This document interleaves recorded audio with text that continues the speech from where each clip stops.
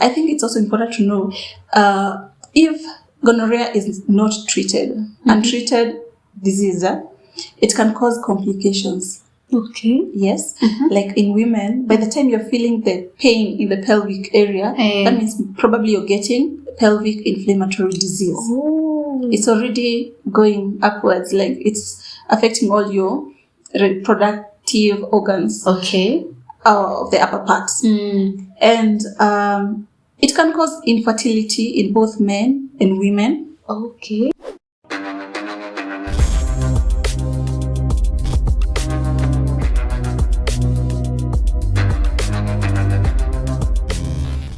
Hey guys, welcome back to another interesting episode from the E&B Clinic. My name is Esther. And I am Beatrice. And this is the platform where we discuss matters held in relation to real life experiences.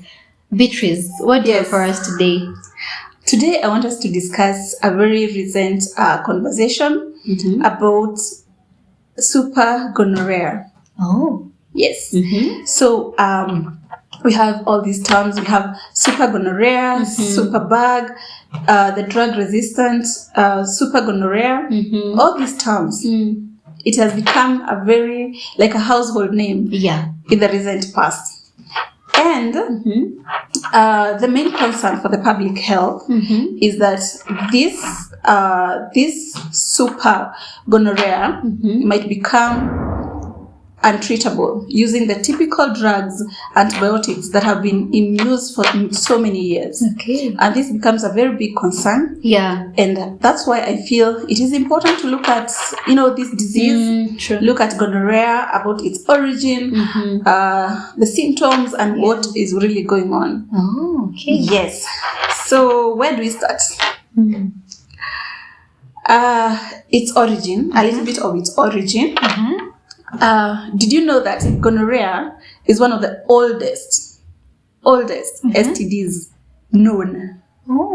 Yes, it is one of the oldest. And in ancient records, you'll find all these descriptions of the disease. Although the bacterium had not been isolated or discovered or described, but this disease was there. I found a source saying this disease is also described in the Bible. So Esther, if you have the Bible, you can read Leviticus chapter 15, verse 2 and 3. Leviticus 15, 2 and 3. 2 and 3. We'll put the Bible verse here below. Yes. That disease is very well described. And even in ancient records, you'll find this disease being described. And mostly it is described as affecting mostly men or males. It's also important to understand that gonorrhea, although it affects both genders, women will be most likely asymptomatic. Meaning that they have the disease, they have the bacteria, but they do not show the symptoms of the disease. So you can be a carrier, but you're not showing the symptoms of the disease, but you can transmit it to the next person. So as we are saying, it is a disease it's a very old disease, gonorrhea.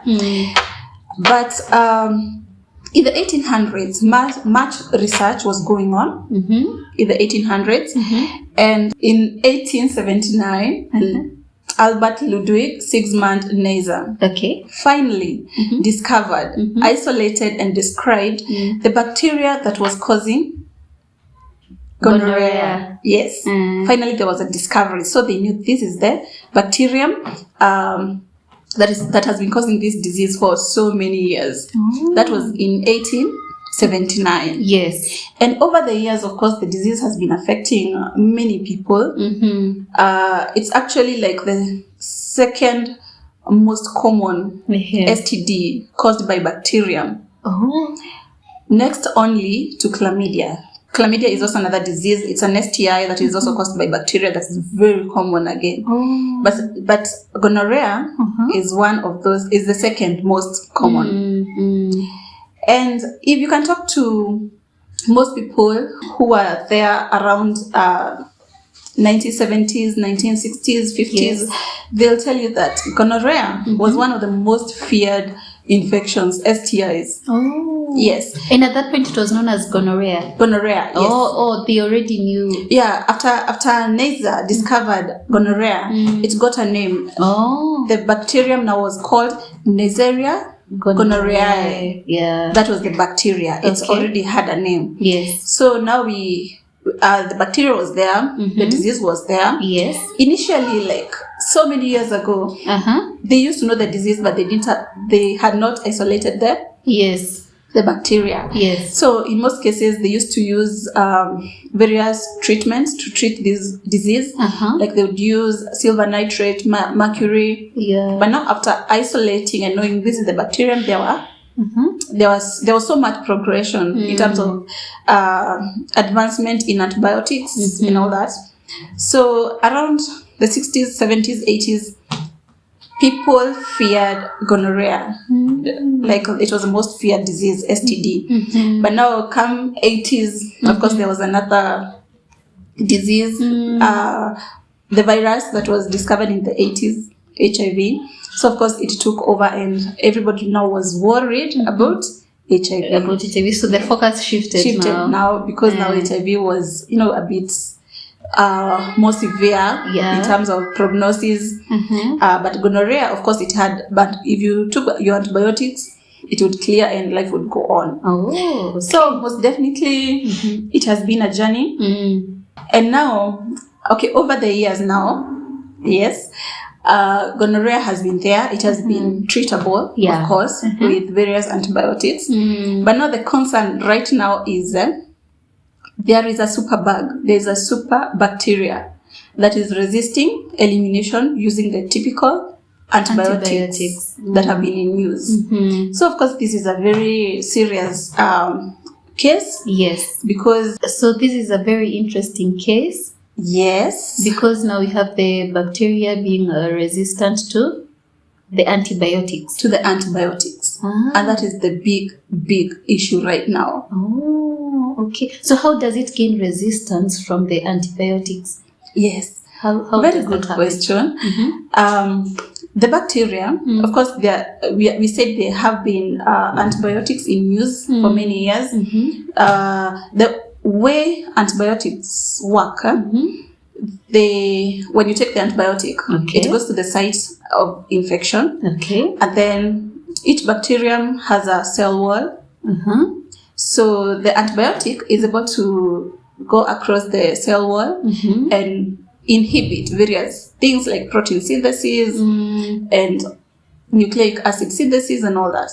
So when it comes to resistance, the bacteria develops a mechanism to resist the drug. Meaning that when you take the drug, it won't have an effect on the bacteria. Yes, it becomes a very smart bacteria. Very smart. Because the drug may get inside the cell wall, but it will be the bacteria can efflux it. It gets inside and then it is it's ejected out of the cell wall. So the smart bacteria remains safe from your drug. So and it continues the protein synthesis. Exactly. And it can now replicate.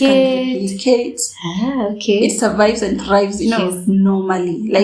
It's like you didn't take any medication. Yes. And this is the main concern. Yes. And another issue of concern is the antibiotic resistance, not just for gonorrhea, but also for other diseases like TB, tuberculosis, is that there has been an issue with overuse of antibiotics, overuse and misuse of antibiotics.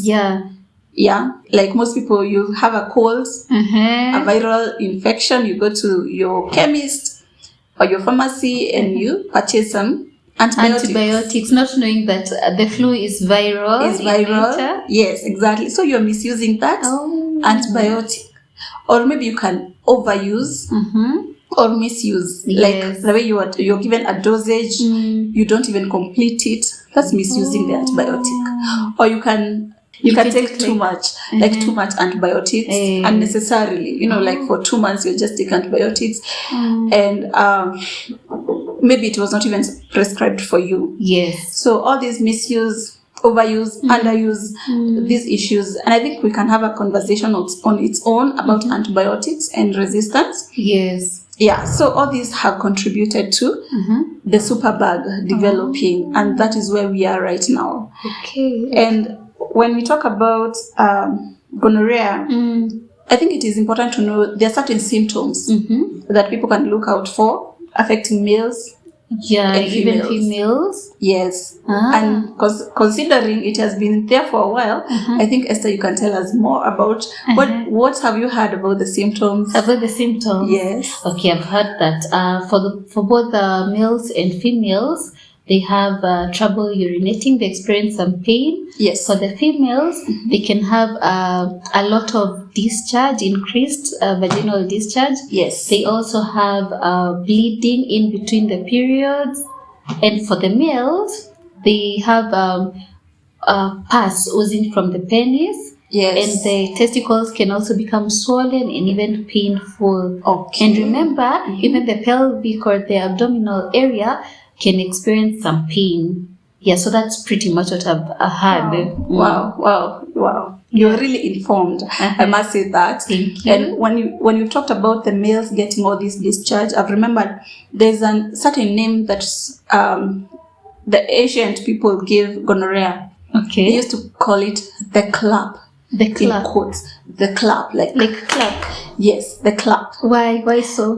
Because during treatment, the health provider at that moment would use 2 things to clap the penis from both sides to squeeze out the pus. Oh. Yeah, that's one theory about where the clap came from. Yeah, so yeah. Would it cause more trouble than good? You know, of course, they needed to remove the pus. And then they would, yes, that is one theory about the origin of that's an interesting one. Yes, because traditionally we've had very interesting methods of treatment. There's another one I heard about banging your head with some metallic plates to cure headaches. See how far we've come. We have come in terms of treatment. So far. Yeah. Can you imagine? The clap, and then right now we are in the era of antibiotics, and we can use the drugs and clear everything and treat all this. But now we have the superbug, which is yet another big issue. Yeah, it's quite a big issue. Yes. And given the antibiotic resistance, aren't scientists coming up with new antibiotics, or what goes on? Because maybe they can come up with new antibiotics that can treat even this bacteria that become resistant. Yes. Is that going on?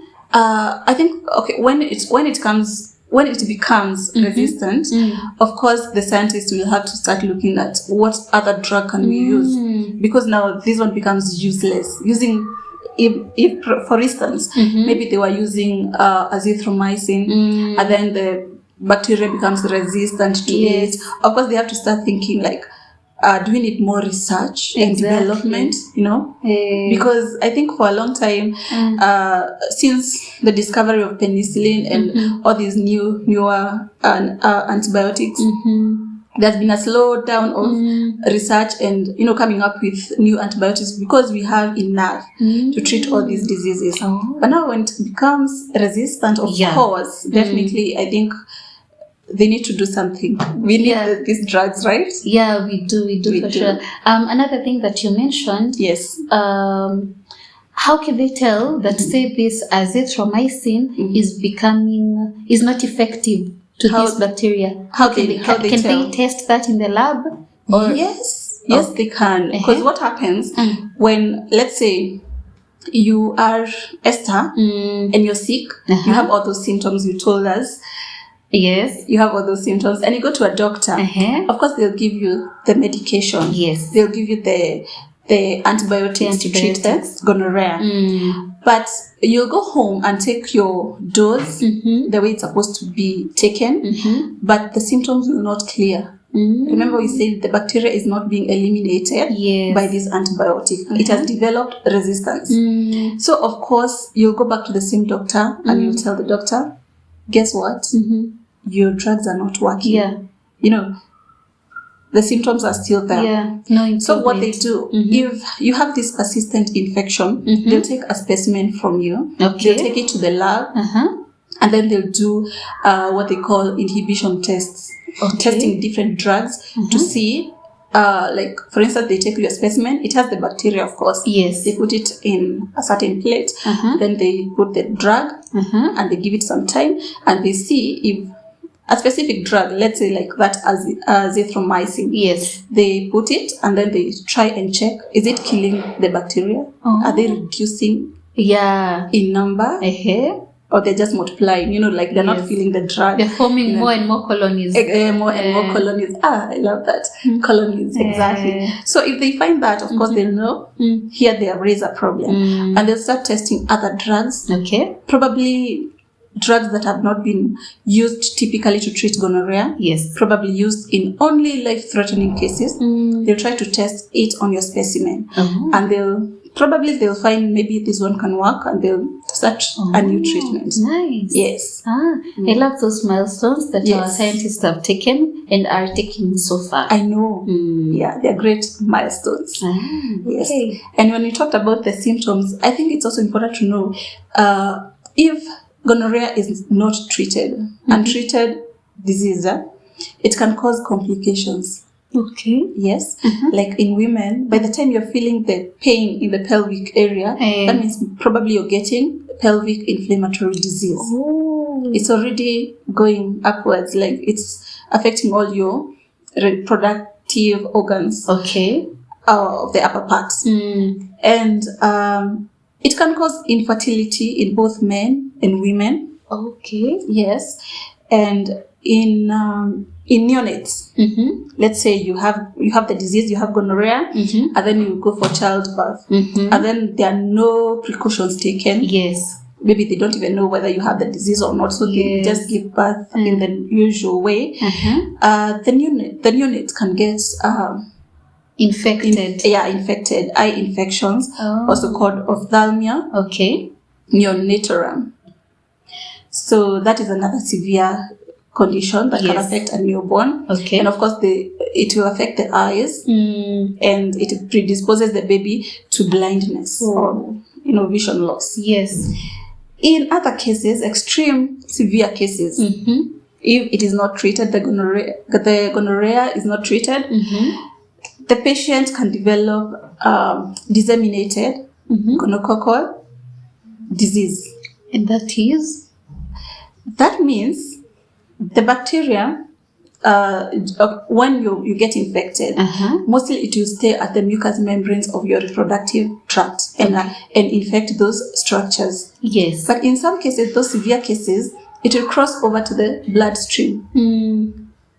And then, your blood flows all over your body. So, of course, it will transfer the bacteria to distant organs. Exactly. So it can go to the brain, causing severe infections like meningitis, the meninges of your brain, and all that. So that is a very severe form of gonorrhea. So it's really it's a serious situation for the public health at this point. That's the super gonorrhea. What can people do to about the super gonorrhea? Esther, you can abstain. You can abstain. You can also use protection. You can also be faithful to one partner, and not just one partner, an infected partner. So you can do this, and also as a mother, you need to attend antenatal clinics so that they can screen you for these diseases. They need to. They always do, but it is important to ensure that you're screened for this. And if they find you with the disease, of course, you'll be treated to ensure that the baby is not born with the infection. So it's treatable even through pregnancy. Yes, it is. That's good. Yes, there are drugs for that to prevent vertical transmission from the mother to the child. Yes, during childbirth. The child is not infected when they're inside the womb. Yeah, it's during childbirth because they come into contact with the secretions from the mother. Yes. Yes. Okay. That was an interesting discussion. It is. Another question. So you mentioned that pregnant women can be treated prior to delivery of the child. So what happens if this disease is noticed when this mother is just about to give birth? What happens at that point? Good question, because I believe there are some mothers who will not go for the antenatal clinics. So they will not be screened for these STIs. I think at that point, if the baby is due, of course the baby has to be delivered. And the way we know STIs can be transmitted during childbirth and mostly vaginal deliveries. So maybe the doctor can advise you to undergo a C-section. Or maybe you can deliver normally, because sometimes maybe you're just about to deliver, so they'll not start screening you at that moment. They'll realize maybe after the baby is after the baby is born. And at that point, I think they can also give the medication to the baby and yourself. Immediately after birth. And how come this child is getting infected, yet we know that gonorrhea is a sexually transmitted disease? What's the connection there? We said the way when transmission occurs, the bacteria remains on the mucous membranes of your reproductive organs or tract. So that means during vaginal birth, of course the baby will be coming out slowly but surely, will be coming out, and mostly it will affect the STIs will affect the mucous membranes for the baby that will come into contact with the secretions from your body. So mostly it will be the eyes. That's why they get all these infections from STIs, or even the mouth. Yes, they can get all these infections as long as the bacteria on your membranes will come into contact with the baby's eyes or the mouth as it comes out. That answers it.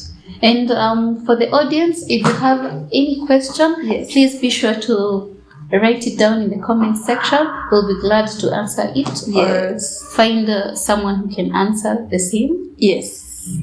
That was quite an informative segment. And for those out there experiencing the symptoms, or you're suspecting something might be off, it's nice, it's really advisable to visit a physician and just get checked out. They do those blood tests. They check the STDs using blood test, I guess. They can just take a swab from the secretions. And get their specimen and take it to the lab, and they'll check for the bacteria. And even if you have the disease, it doesn't mean that it's an end for you, because again, this is a treatable disease, and there's hope for you. So that's it for today. And we always say that every story told in our words is meant to educate, to inform, and to empower us, because our voice is our empowerment. Thank you guys so much for watching. Thank you for staying tuned in. Again, we thank you for your efforts in watching our videos. We've gained overwhelming support from you guys. Yes, guys. And if you haven't subscribed, kindly do so. Thank you for watching this video till the end. Please remember to share, like, comment, and subscribe. Until next time, bye bye guys. Love you.